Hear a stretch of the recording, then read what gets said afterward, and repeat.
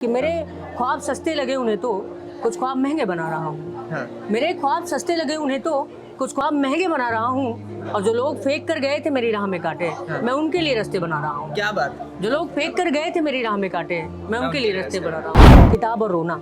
हाँ। उस कविता को पढ़ने के बाद मुझे लगा कि जीवन में मैं इससे अच्छा और क्या ही लिख पाऊंगा। मुझे पता है मेरा स्थान तुम्हारे जीवन में उतना ही है जितना 10 सालों के बाद सुनने का होता है। इतने कार्यक्रम हमने किए, लोगों के साथ जुड़े, लेकिन कभी वो अहंकार नहीं आया। साहित्य आपको ये बनाता है कि आप किसी को उठा सके, अगर वो सड़क पे गिरा हुआ है तो किसी के जीवन में एक रोशनी दे सके। अच्छा। मुझे लगता है कि प्रेम एक तरफा दो तरफा नहीं होता है, प्रेम प्रेम होता है। एक बार हो गया तो हो गया। प्रॉब्लम ये है कि इंजीनियर्स को पता ही तब चलता है कि उन्हें जीवन में करना क्या है जब उनकी इंजीनियरिंग पूरी हो चुकी होती है। हाँ। कविताओं का और इन सब चीज़ों का अंबार तो आपने अंदर देख ही लिया। इस अंबार को पेश करने वाले व्यक्ति आशीष भैया हमारे साथ हैं, दी सोल टॉक के मतलब सबसे मुख्य अधिकारी कह लेते हैं, क्योंकि मेरे पास कोई शब्द नहीं है इस वक्त आपसे। जी बिल्कुल।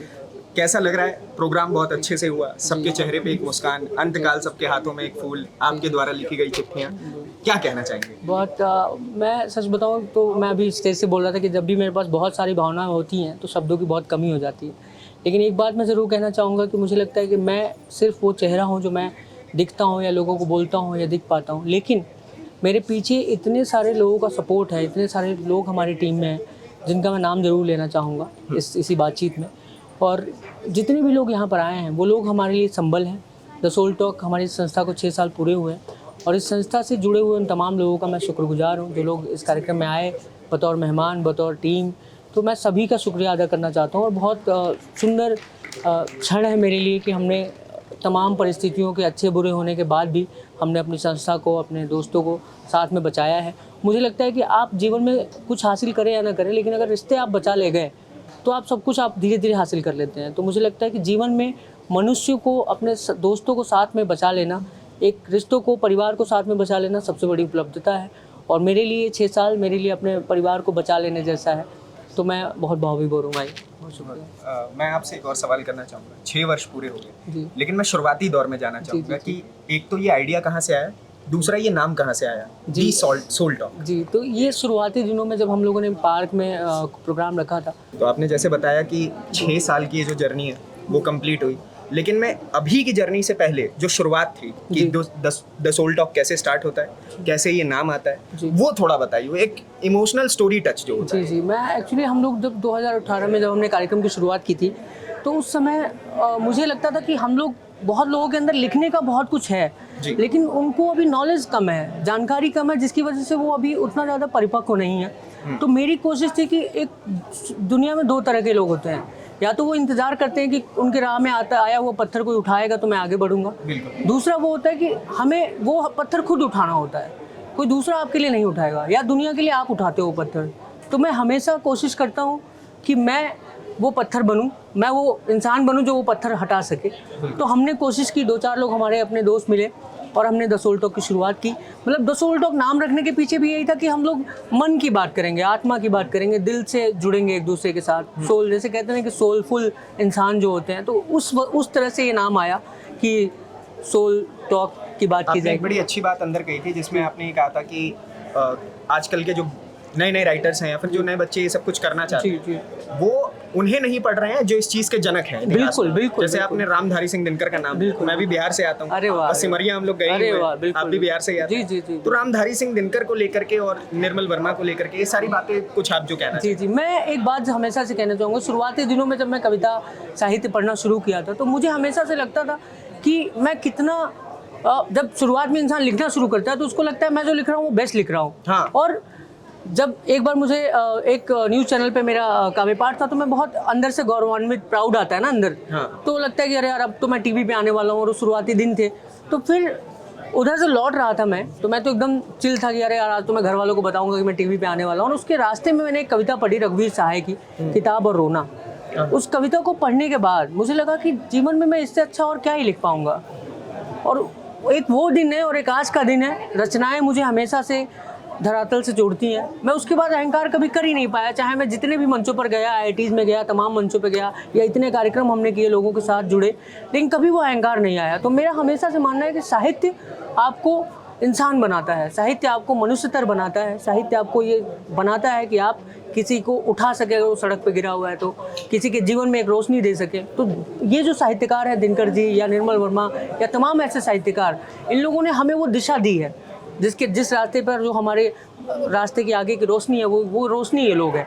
अच्छा, एक चीज़ और मैं जानना चाहूँगा, ये थोड़ा बैक साइड स्टोरी है, बैक कैमरा की बात है कि पेशे से इंजीनियर भी हैं। जी। एक बात बताइए, जी। ये इंजीनियर अपना काम छोड़ के हर क्षेत्र में दिखते हैं। प्रॉब्लम ये है कि इंजीनियर्स को पता ही तब चलता है कि उन्हें जीवन में करना क्या है, जब उनकी इंजीनियरिंग पूरी हो चुकी होती है। हाँ। तो 12th तो में ये तो पता चलता इंजीनियर ही से नहीं है। लेखक कैसे? 12th से वो इंजीनियरिंग में घुस जाते हैं तो लगता है कि भाई डॉक्टर और इंजीनियर दो ही होते थे। हाँ। और जैसे जैसे इंजीनियरिंग कंप्लीट करते जाते हैं उनका मोह भंग होते जाता है। हाँ। फिर उनके बाद उसको पता लगता है कि अच्छा ये मुझे करना है जीवन में, इंजीनियरिंग तो गलती से कर लिया है। अच्छा। तो फिर वो अपने पैशन को धीरे धीरे जीना शुरू करता है। और एक जॉब करते हुए ये करने का एक होता है कि अभी जैसे मैं अंदर बात कर रहा था हाँ। कि शायद आज से 10 साल बाद हाँ। हम उस लेवल पे पहुंचेंगे जब एक साहित्यकार, एक कलाकार अपनी कला से पैसे कमा रहा होगा उतने जितना एक इंजीनियर कमा रहा है अपने काम से। अच्छा, तो इस वजह से अभी हम जॉब कर रहे हैं, लेकिन मेरी कोशिश वही है। तो लगता है मतलब साहित्य में पैशन से पैसा बनेगा। बिल्कुल बनेगा, बिल्कुल। और यही हमारी कोशिश है। हमारी ये जितने भी साहित्यकार, कलाकार जिनको आज हमने अवार्ड दिया, वो सब लोग बहुत शानदार काम कर रहे हैं, तो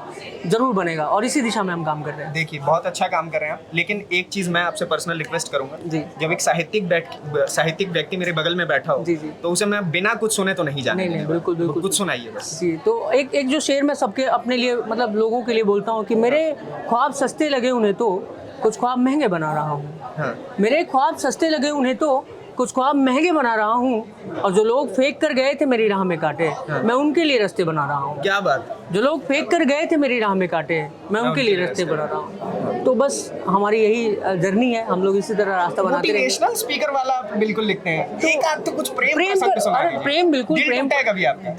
दिल टूटना मतलब दिल, क्योंकि अब दिल कोई टूट ये के कहता फिर है आप कि सीधा हाँ, आत्मा में पहुंचे हैं, तो soul जो talk। लोग हमेशा यही कहते हैं कि दिल टूटने के बाद शायरी होती है, लेकिन हाँ, हमेशा एग्जैक्टली, ये लेकिन एक अलग ही मिथ बना हुआ है। लेकिन ऐसा नहीं है। आप जब समाज के दुख को महसूस करते हो वहां से भी कविताएं निकलती हैं। बिल्कुल। तो एक कविता मैं प्रेम पर सुना देता हूँ। मेरी किताब है प्रेम का प्रमेय। प्रेम का प्रमेय से एक कविता है कि मैं गणित का बहुत अच्छा विद्यार्थी था, मैं गणित का बहुत अच्छा विद्यार्थी था, पर प्रेम का प्रमेय मैं कभी सिद्ध कर ही नहीं पाया।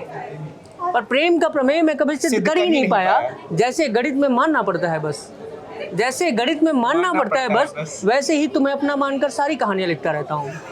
मुझे पता है मेरा स्थान तुम्हारे जीवन में उतना ही है जितना दशमलव के बाद शून्य का होता है। अरे वाह, जितना दशमलव के बाद शून्य का होता है। क्या बात है, क्या लिखा है आपने। मतलब आप देखिए कि आप लव लैंग्वेज में कभी हेंस प्रूव नहीं लिख सकते हैं। बिल्कुल, अंतकाल में। बिल्कुल, बिल्कुल। ये मैथ्स में ही लिख पाएंगे। प्रेम में असफल होकर ही इंसान सफल होता है। अच्छा, तो जितना मतलब आप क्या हारेंगे कहेंगे कि उतना ही सबका दिल टूटना जरूरी है बिल्कुल, क्या? बिल्कुल। दिल टूटे ना टूटे, प्रेम जरूर करें आप। अच्छा। मुझे लगता है कि प्रेम एक तरफा दो तरफा नहीं होता है। प्रेम होता है, एक बार हो गया तो हो गया बस। क्या बात। वहाँ से आप एक्सपेक्टेशन नहीं रख सकते हैं। प्रेम से कभी उम्मीदें, एक्सपेक्टेशन नहीं रखनी चाहिए, और जहाँ वो बढ़ती हैं फिर धीरे धीरे चीजें। प्रेम पर कभी और लंबी बात करेंगे, बहुत लंबा विषय है। मैं आपको तो ऑन कैमरा पॉडकास्ट में इनवाइट कर चुका हूँ पहले ही पर्सनली। और बहुत दूसरी बहुत चीज मैं एक और जानना चाहता हूँ जी। कि भाई साहब इतने सारे लोग आ जाए, खुशी उत्साह क्या बना, और इन लोगों के लिए क्या कहेंगे? बहुत बड़े बड़े राइटर्स आए, बहुत बड़े बड़े शो अचीवर्स आए, सच में शो स्टॉपर्स आए एक तरीके से। बिल्कुल। क्या मैं कहेंगे? सच में मैं अपने जितने भी मेहमान यहाँ पर आए, चाहे अदिति जी हो, संजीव पालीवाल जी हो, राजा राम यादव जी हो, या इरशाद खान सिकंदर साहब हो, जिनको हमने आज अवार्ड दिया, तो मुझे लगता है कि सारे लोग वो लोग हैं जो लोग मुझे ये भरोसा दिलाते हैं कि हम लोग सही रास्ते पर हैं। मुझे भरोसा दिलाते हैं कि हम जो कर रहे हैं वहाँ ये लोग पीछे हाथ पकड़ने के लिए खड़े हैं। तो ये और वो लोग, उसके अलावा जो मेरे साथी हैं, टीम मेंबर्स हैं जिनकी मैं बात कर, जिनको हमने अवार्ड दिया, वो सारे वो लोग हैं जो लड़ रहे हैं। और ये आज हमने जो अवार्ड दिया है वो सारे फाइटर्स को दिया है। ये सारे वो लोग हैं जो साहित्य की दुनिया में एक दिन ऐसा नाम करेंगे जिस दिन का हम सब इंतजार कर रहे हैं। और ये सारे लोग वो लोग हैं जो तमाम परिस्थितियों के बावजूद अपनी कला को नहीं छोड़ते हैं, अपने साहित्य को नहीं छोड़ते हैं, अपने सपनों को नहीं छोड़ते हैं। तो सपनों से लड़ते रहने वालों के लिए आज हमने अवार्ड दिया था, और सारे कमाल के लोग आए थे। मैं सबका, बहुत सारे अवार्ड थे, लेकिन सबको मैं एक साथ कहना चाहूँगा कि आप सब लोग अपने सपने के लिए लड़ते रहें। ऐसे ही हम लोग, हमारी संस्था, मेरा प्रेम, सब लोग, आप सब कुछ आपके साथ है। दूसरा, मैं अपनी टीम के लोगों का धन्यवाद देना चाहूँगा जो इस कार्यक्रम में मैं हमेशा जब बस मैं दिखाई दे रहा हूँ, लेकिन मुझे लगता है कि जो लोग इस कार्यक्रम में हैं हमारे साथ, जो लोग इस कार्यक्रम में रहे हैं, वो लोग बहुत महत्वपूर्ण है हमारे लिए। पर्दे के पीछे रह के काम करने वाले लोग, जैसे मैं कुछ नाम लेना चाहूँगा। जो नीलमणि भाई हैं हमारे, शिवम मिश्रा हैं सिवाय, उसके अलावा मनीष हैं, नीलांजल हैं, आरंभ हैं, प्रशांत हैं, प्रखर हैं, मुस्कान है, गणेश जी हैं, अलंकृता हैं, मानसी हैं और तमाम ऐसे कीर्ति दहिया जी हैं, सदब जी हैं, सारिका जी हैं, ऐसे तमाम नाम हैं, गायत्री जी हैं, तो ऐसे तमाम नाम है जिनका नाम ऐसे सीमा भारद्वाज जी आ रही थी, अंजलि जी हैं, तो इसे ऐसे तमाम नाम ऐसे देखते रहूँगा इतने तो सारे नाम लिए ना, मुझे खुशी इस बात की हुई कि एटलीस्ट आप अपने टीम मेंबर्स को बहुत अच्छे नहीं, मुझे लगता है कि टीम मेंबर्स के बिना मैं एग्जिस्ट ही नहीं करता हूँ। मैं जो लिखता हूँ तो मतलब सोल टॉक की सोल वो है। सोल डॉग की सोल वो है। क्या बात है जी। चलिए वैसे बहुत बहुत धन्यवाद। और मैं एक चीज, देखिए व्यस्तता है, अभी आप एक सेकंड का इशारा भी कर रहे हैं, मैं आपसे अंतकाल बस एक बात कहना चाहूंगा कि पत्रकारिता और साहित्य का बहुत पुराना नाता है। आप साहित्य को जीवित रखिए, हम पत्रकारिता को बिल्कुल, जीवित बिल्कुल, रखते हैं। बिल्कुल। और बहुत बहुत धन्यवाद। बहुत अपना बहुत समय धन्यवाद भाई, बहुत बाकी शुक्रिया। आपके हिस्से की राय क्या है दी सोल टॉक के इस प्रोग्राम को लेकर के हमें कमेंट बॉक्स में बताइए। और ऐसे ही एक से एक मनोरंजन भरे कार्यक्रम आप तक पहुंचते रहेंगे।